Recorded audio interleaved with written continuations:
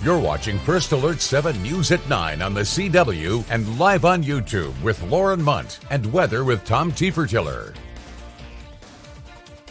We would love to keep giving out more and more scholarships every year, every semester. Midland College has given out a record number of scholarships and made them more accessible to students. Coming up in just a few minutes, we'll tell you how they achieved this milestone. Good evening and thanks for joining us here for First Alert 7 News at 9 on the CW. And thanks to those of you who are joining us live on our First Alert 7 YouTube page. I'm Jay Hendricks in for Lauren Munt. We start tonight with a tragedy out of Odessa. One-year-old twins were rushed to Medical Center Hospital after OPD and OFR responded to their drownings. They died at the hospital. 34-year-old Joan Reyes De Jesus was hired to watch the babies. She put them into the bathtub and then turned on the water, according to police. Then they say she left them to watch TV and fell asleep. According to OPD, more than 30 minutes passed before the family realized the babies were left in the tub. She has been charged with injury to a child. The investigation is ongoing, and we will update you as soon as we learn more. The Ector County Sheriff's Office held a news conference today about the rise of illegal immigrants and crime in Ector County. ECSO reports there has been thefts of over $1 million in oil field equipment, murders, drug trafficking, and over 1,000 people living in Ector County alone illegally. I'm not racial profiling, I'm just telling you the facts. We don't care if these people come over here and do it legally, but you're not going to come over here and break the law, because if you do, we're going to put you in jail. The Ector County Sheriff's Office is investigating equipment thefts, drug trafficking, and the alleged butchering of a horse in South Ector County. We cannot prove who killed that horse at this time, but when we do, they're going to jail. Griffith says those investigations are not political issues, but a matter of safety for the American public. Representative Brooks Landgraf says there are over 10,000 DPS troopers and National Guardsmen that have been deployed to the southern border as part of Operation Lone Star. But he says securing the border should be the job of the federal government, and that even then, cartels are the ones responsible for many of the crimes committed on the border and beyond.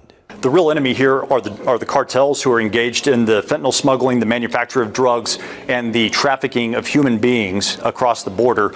And that's the real enemy here. We need to understand that the Mexican government and the American government have a common enemy in this fight, and we need to make sure that we address that together. Texas Senator Kevin Sparks says the state has people making progress on border issues, but it isn't just law enforcement being affected. We've also seen all of our social services across West Texas and really across the state that have had a huge strain on them. Our food pantries, we're seeing it in our school systems as well. Ector County ISD's chief of police spoke about how schools are meant to be safe spaces, and his department works to establish that safety on every campus. We are a mirror image of what's in our community. We're seeing an influence in the community. We see an influence in the school. Yeah, there are some conflicts sometimes, but typically they go away. Senator Kevin Sparks would go on to say that in that news conference, that it is important for everyone to get out and vote in the upcoming November election. We're going to talk your weather forecast now. After a cool start today, it looks like another repeat for tomorrow. Chief Meteorologist Tom Tiefertiller joins us now. Tom, how does it look for the rest of the week? Well, we are going to be seeing some nice temperatures in our forecast, but also putting some rain chances, too, in the forecast. Let's go ahead and take a look at what's going on this evening. Well, today's high temperatures, they were into the upper 60s. It wasn't 86 degrees in Midland. It was more like temperatures into the upper 60s there and over towards the Big Spring area. So, and again, things are trying to cool off a little bit. Still some breeze out there as we look at the Petroleum Museum and the flags there. And we are seeing temperatures into the lower 60s at the present time, right at 60 in Big Spring. And the winds are out of the east, occasionally gusting up to 20 miles an hour still this evening. So your hourly temperatures overnight tonight, we're going to drop down into the lower 50s to upper 40s to wake up to, and then see some more clouds in our forecast later in the day. We take a look back to 37 years ago on October 16, 1987, as the world watched as baby Jessica was rescued from a well in Midland. You'll remember 18-month-old Jessica McClure fell into a well at her aunt's house on October 14, 1987. It took rescuers 58 hours to free Jessica from an 8-inch pipe. She is still alive and is now 38 years of age. Her story was eventually turned into a movie. Midland College has reached a historic milestone, awarding over $1.3 million in scholarships for their fall semester, the most in the history of the college. MC says that's because of several things, the big one being that they got rid of scholarship applications and made it automated. If students have filled out their FAFSA or TASFA and are registered for 6 credit hours, they are automatically flagged for scholarships. This process helps students that aren't familiar with the scholarship process or don't know what questions to ask, and so far, the reaction from students has been great. Every time that we tell a student that they're eligible for a scholarship, whether or not they thought it might be coming or not, there's a lot of gratitude and a lot of motivation. I think that it really tells the students that we believe in them.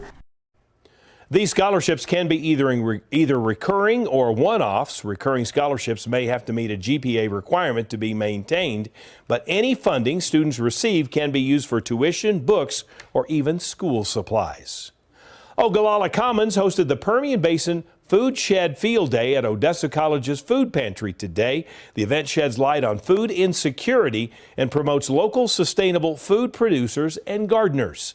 The pantry aims to relieve students from the stress of finding their next meal or how they're going to feed their family. The campus-wide food pantry came into existence after a survey in 2018 that showed that over 20% of Odessa College students were suffering from food insecurity.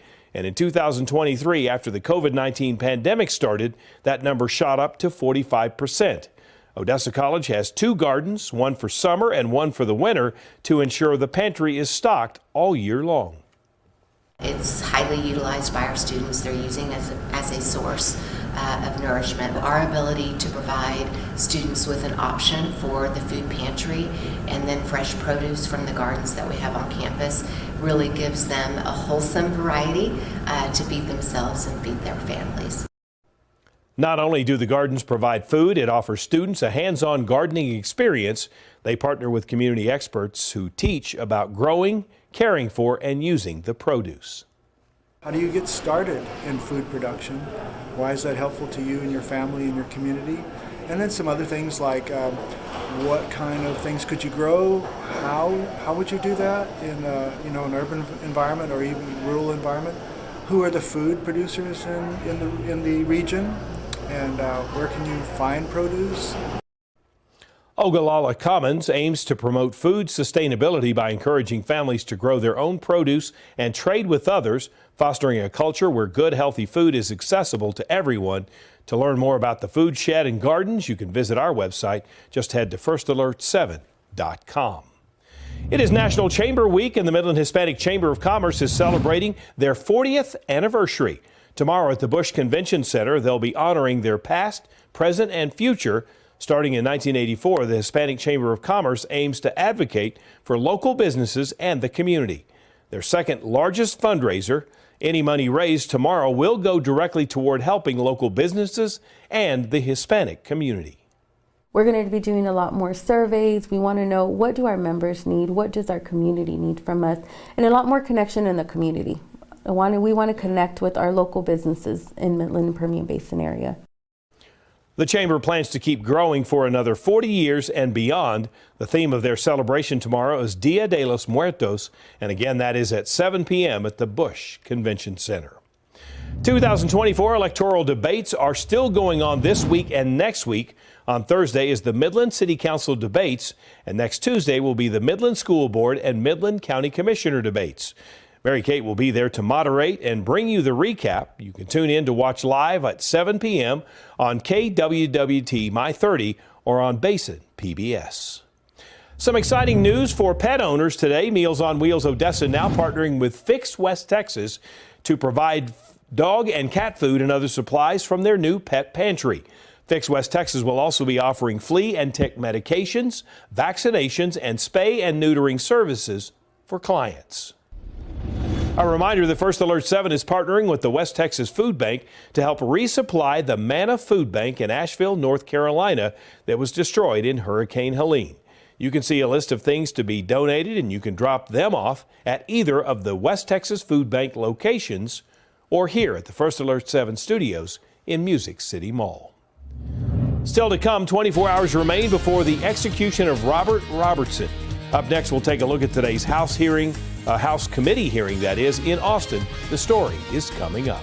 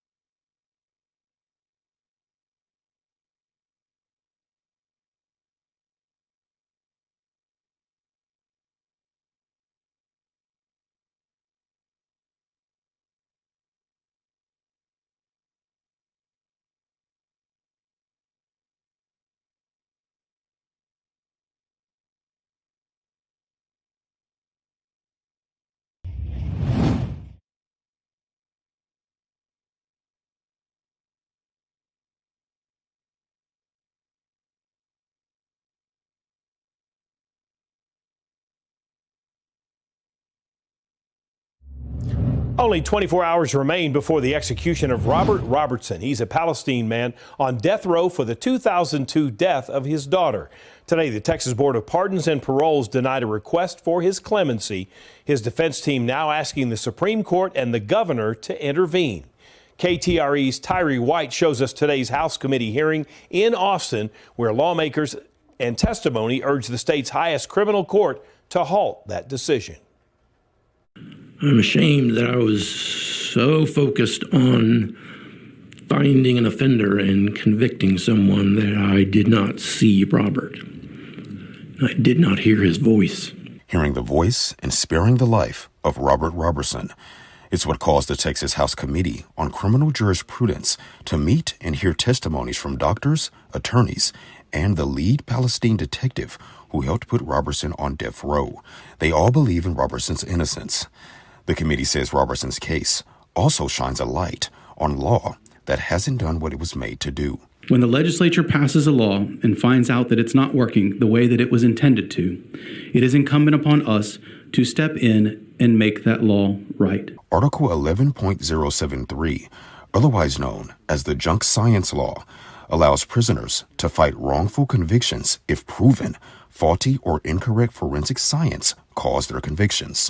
We gave the courts of criminal appeals these tools to go back and to give those cases fresh looks, and the courts are ignoring those statutes and are not utilizing those tools. Robertson's daughter, Nikki Curtis, died in 2002 from what prosecutors at the time believed to be shaken baby syndrome. But since then, multiple doctors have debunked that theory, saying the science that backed it at the time holds no weight today. Repeatedly, biomechanical studies have failed to demonstrate that you can shake a baby vigorously enough to cause the radiographic findings that are used as the so-called diagnostic triad for shaken baby syndrome. If not shaken baby syndrome, then what killed Nikki? I can't tell you what happened to her, because I don't know. Robertson's attorneys say his late autism diagnosis, along with junk science, led to his conviction. They argue science shows Nikki died from accidental and natural causes, pneumonia causing septic shock. We're grateful that this hearing is happening, and even though it's a a different proceeding than what we had asked for initially, it will at least allow for some of this evidence to be out in the open. Just yesterday, Judge Alfonso Charles denied motions to vacate the execution warrant to recuse the judge who issued it, with all 6 members of the Texas Board of Pardons and Paroles voting to not delay Robertson's execution 180 days and not to commute to a lesser sentence. He might become the first person to be executed for shaken baby syndrome in the country. We hope we are not doing it in his memory. We hope that the law can be changed to benefit Mr. Robertson and to benefit likely hundreds of other people who are impacted by junk science and false scientific evidence presented at their trial. Tyree White, KTRE, East Texas, News 9. Robertson's attorney Gretchen Swin issued a statement urging Governor Abbott to grant a 30-day reprieve to allow new evidence to be seen. Robertson's defense also filed a request for the U.S. Supreme Court to review the decision, saying his federal due process rights were violated. We will have a news team in Huntsville tomorrow following those developments. Well, back in the Permian Basin in West Texas, we're looking at a great evening, nice fall temperatures. But look to hang around. We'll talk about that coming up next.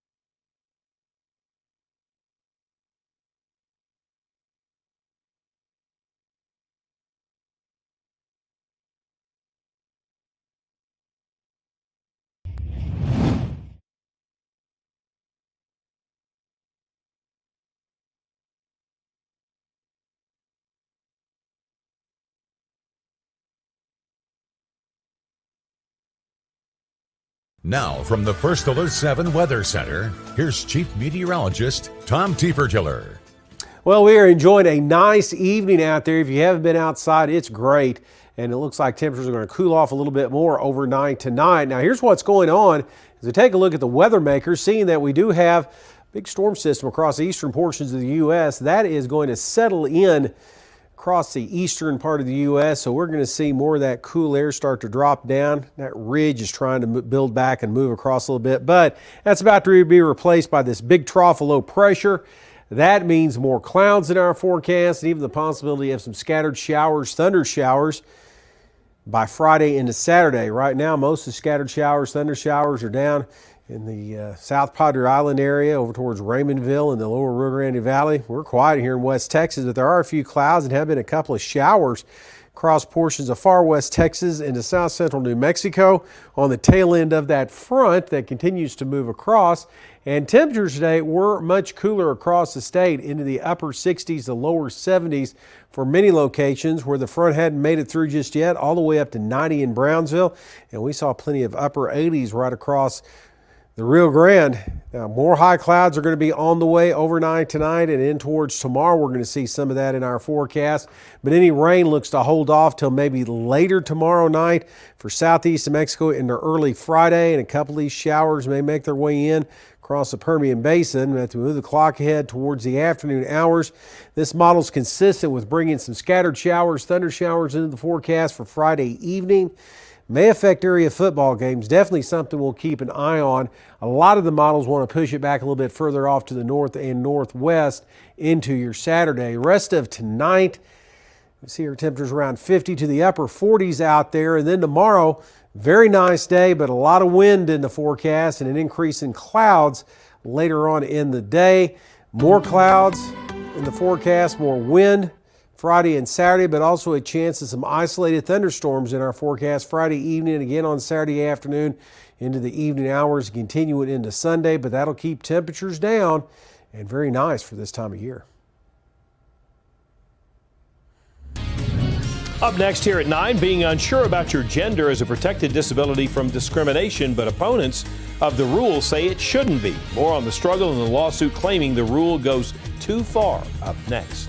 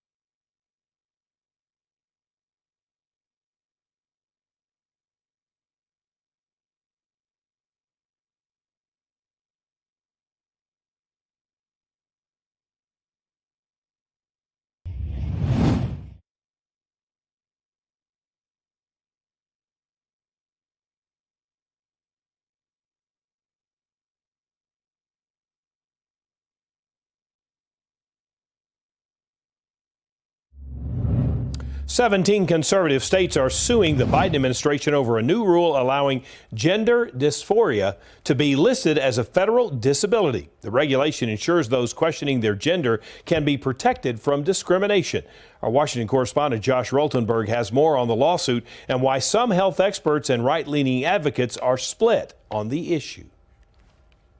Texas is leading a multi-state legal effort against those with, quote, gender dysphoria.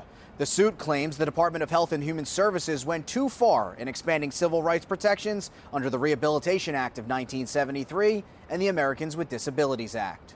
Alaska joined the suit, focusing on what it calls the impractical requirements of federal funding, especially for the state's heavily tribal and rural populations. Alaska's Attorney General claims, quote, the requirements of the rule are impossible to meet and would be devastating to state Medicaid programs. Supporters of the rule argue society has a really hard time with gender identity, and that has led to discrimination. People who have gender dysphoria, they do not feel that their body aligns, with the way they think of themselves as a person. Dr. Jack Drescher has studied the effects of people struggling with gender identity. Some people like to say there are only XY chromosomes and XX chromosomes, and that decides everything. And they call that biology, but I call that a dumbing down of biology. Meanwhile, Tiffany Justice, co-founder of the nonprofit conservative parental rights group Moms for Liberty, says the government needs to stay out of the household. We do not co-parent with the government. And the truth of the matter is, if anyone is cutting off the healthy body parts of children, the government should be looking as to how to make sure that is not happening and to make sure there is no federal money that is going to support those types of programs. Transgender rights has also become a hot topic on the campaign trail. Vice President Kamala Harris has told the LGBTQ+ community, quote, you are valued for exactly who you are, while former President Donald Trump has mocked Harris for her position. Kamala is for they, them. President Trump is for you. As for the case, it may be destined for the U.S. Supreme Court. In Washington, I'm Josh Roltenberg.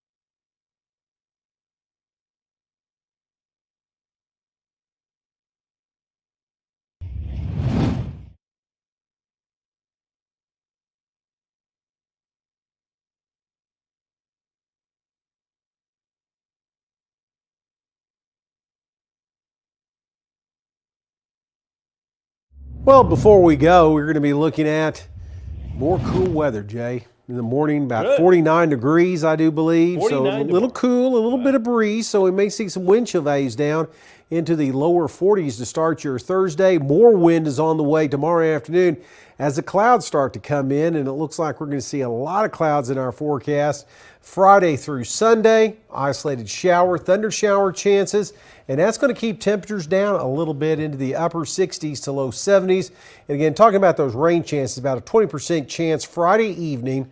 So it may affect area football games, definitely something to keep an eye on. And then we'll keep those 20% chances in the forecast coming up this weekend. Could affect also UTPB on Saturday. They're playing at home. Yeah, so we could see a shower or two for that. So something to keep in mind. All right, Friday night also, so keep that in mind too as you're heading out to games. Might not be a bad idea take a jacket along with you just in case you get under one of those showers. Thanks for joining us here. We have more news coming up tonight on First Alert 7 News at 10.